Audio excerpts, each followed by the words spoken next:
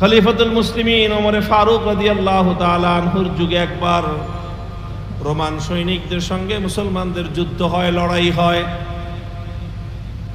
Roman সেনাপতি Rustam, Roman সেনাপতি তার সৈনিক দলকে বলে দিল, হে আমার সৈনিকেরা, তোমরা বলো তো দেখি, এই যে আমরা এত বিশাল বাহিনী নিয়ে মুসলমানদের সঙ্গে লড়াই করি, যুদ্ধ করি, আমাদের সৈনিক দলের সংখ্যা থাকে অনেক বেশি, আর আমাদের সৈনিকরা অনেক বেশি ট্রেন আপ হয়, অনেক বেশি ট্রেনিং করা থাকে, আমাদের সৈনিকরা অনেক বেশি দক্ষ এবং যোগ্য সৈনিক।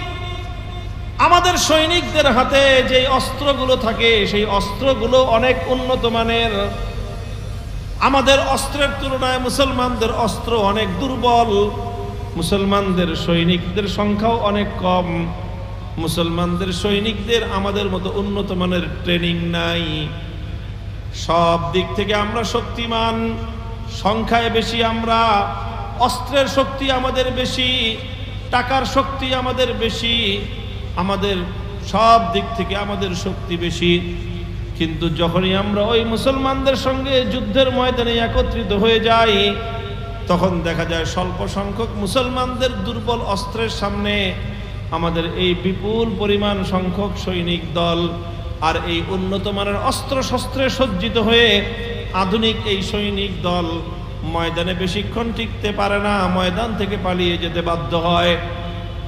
তোমরা আমাকে জবাব দাও, মুসলমানদের সঙ্গে আমাদের শক্তির তারতম্যটা কোথায়?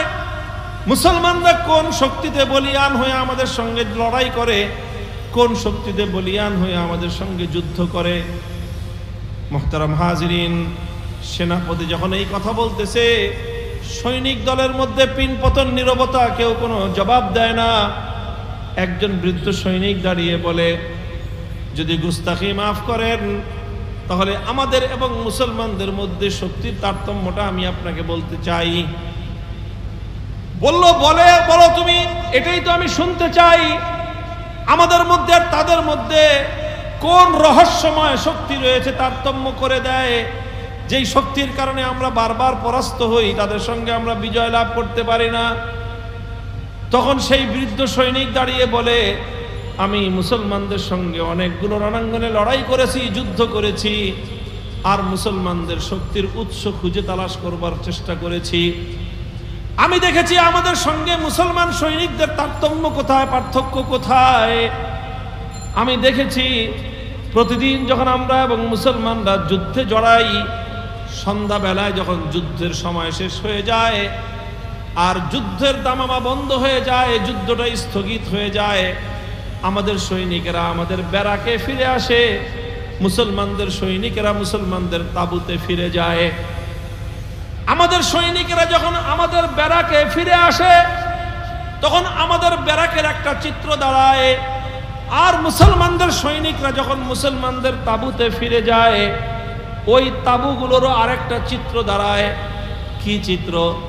বলে যে আমাদের সৈনিকেরা আমাদের সেনা ক্যাম্পগুলোর প্রত্যেকটা ব্যারাকে ব্যারাকে রাত যখন একটু বাড়তে থাকে, তখন আস্তে আস্তে নর্তকীদের নাচ শুরু হয়, গান বাদ্য শুরু হয়ে যায়। নাচের তালে তালে, গানের তালে তালে আমাদের সৈনিকরা মদ্যপান করে মাতাল হয়, নাচ গান করে, মাতলামি করে। এটা করতে করতে রাত গভীর হয়ে যায়। এরপরে যখন রাতটা গভীর হয়, আমাদের সৈনিকরা সব ঘুমের মধ্যে অচেতন হয়ে পড়ে। রাত ঘুমের মধ্যে অচেতন অবস্থায় রাতটা অতিক্রান্ত হয়ে যায়। রাত অতিক্রান্ত হয়ে যখন পূর্ব দিগন্তে সূর্যের আলো উদিত হয়, সূর্যের উত্তাপ এসে যখন আমাদের সৈনিকদের গায়ে লাগে, তখন তাদের ঘুম ভাঙে। আর ঘুমটা ভাঙার পর যখন তারা আবার পরের দিনের জন্য যুদ্ধের দামামা বেজে যায়, তারা যখন যুদ্ধের রণাঙ্গনে যায়, আমাদের প্রতিটা সৈনিকের অবস্থা এই থাকে, প্রত্যেকের অন্তরের মধ্যে মৃত্যুর একটা ভয় থাকে, মরণের ভয়, মৃত্যুর ভয় নিয়ে তারা যুদ্ধের রণাঙ্গনে যায়। তাদের স্বপ্ন একটাই থাকে, যে কোনোভাবে নিরাপদে নিজের জীবনটা নিয়ে যেন আমি ঘরে ফিরতে পারি। এই হলো আমাদের সৈনিকদের অবস্থা। মুসলমানদের সৈনিকদের অবস্থা হলো এই, রাতের প্রথম প্রহরে তারা ঘুমিয়ে পড়ে, তাদের ব্যারাকগুলোতে কোনো নাচ নাই, কোনো গান নাই, কোনো মদ নাই, কোনো আড্ডাবাজি নাই। তারা ঘুমিয়ে পড়ে, তারা রাতের প্রথম প্রহরে ঘুমায়, রাত বেশি রাত করে না। এরপরে যখন মধ্যরাতের সীমানা পার হয়ে যায় তখন তাদের ঘুমগুলো আস্তে আস্তে ভাঙতে থাকে। আর এক একটা মুসলিম সৈনিক রাতের শেষ প্রহর যখন শুরু হয় তারা বিছানা থেকে উঠতে আরম্ভ করে, উজু করে এসে তারা জায়নামাজে দাঁড়ায় আবেগ মাখা কণ্ঠে তারা আল্লাহর কোরআনের তেলাওয়াত করতে থাকে। একদিকে কণ্ঠে তাদের কোরআনের তেলাওয়াত চলতে থাকে, আর অপর দিকে তাদের আবেগে হৃদয় ভেঙে বুক ভেঙে তাদের কান্না চলতে থাকে, চোখের অশ্রুতে তাদের বুক ভাসতে থাকে। নামাজের পরে যারা তখন দুহাত তুলে আল্লাহ পাক রব্বুল আলামিনের দরবারে ফরিয়াদের হাত তুলে তাদের আহাজারিতে খোদার আরশ পর্যন্ত কেঁপে উঠে, হঠাৎ কোন নতুন আগন্তুক যদি শেষ রাতে মুসলমানদের ওই সৈনিকদের ব্যারাকের পাশে এসে দাঁড়ায়, কারা এখানে থাকতেছে ওই লোকটা জানে না, হঠাৎ রাতের বেলায় আসছে, এসে যদি কান্নাকাটির আওয়াজ শুনে, তাহলে কান্নাকাটির আওয়াজ শুনে লোকটা মনে করবে যে এখানে যারা আছে এরা সন্ন্যাসীর দল, এরা বৈরাগী, এরা দুনিয়া কি জিনিস জানে না, এরা কোনো সৈনিকের দল নয়, বরং এরা দুনিয়াতে শুধু কান্নাকাটি করা ছাড়া বুঝি আর কিছুই জানে না। এভাবে রাতের শেষ প্রহরে মুসলমানদের তাঁবুটা কান্নার রোল পড়ে যায়, আল্লাহর কোরআনের তেলাওয়াতের দ্বারা গুঞ্জরিত হতে থাকে।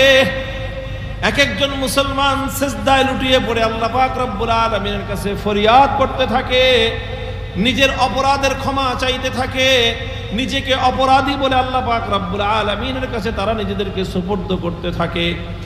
এইভাবে কান্নাকাটি আর দোয়া রোনাজারি আর কোরআন তেলাওয়াত আর সিজদার মধ্যে জায়নামাজে তাহাজ্জুদের মধ্যে দাঁড়িয়ে দাঁড়িয়ে তাদের রাতটা সমাপ্ত হয়ে যায়। এরপরে যখন পূর্ব দিগন্তে সূর্য উঠে, যুদ্ধের দামামা যখন বাজতে আরম্ভ করে, তখন এক একজন মুসলমান জিহাদের ময়দানে যখন নামে, প্রত্যেকটা মুসলমানের কাছে শহীদি মৃত্যুর জন্য তারা এতটাই পাগল হয়ে থাকে, আমরা জীবন বাঁচাতে যতটা পাগল ওরা তাদের আল্লাহর জন্য জীবন দিতে তার চেয়ে বেশি পাগল।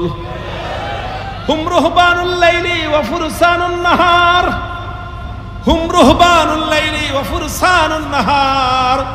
মুসলমানদের শক্তির উৎস হলো এই দুইটা জায়গায়।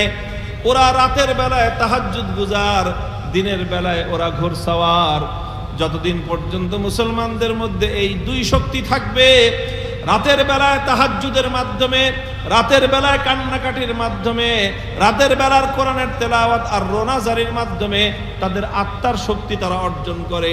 আর ওই আত্মার শক্তি নিয়ে দিনের বেলায় যখন তারা এক হাতে তরবারি আর এক হাতে ঢাল নিয়ে আল্লাহু আকবরের স্লোগান নিয়ে যখন তারা জিহাদের ময়দানে নামে, 5 লক্ষ 10 লক্ষ নয়, তাম পৃথিবীর সমস্ত শত্রু মিলে ওই মুসলমানদের অগ্রযাত্রা রুখে দিতে পারে না।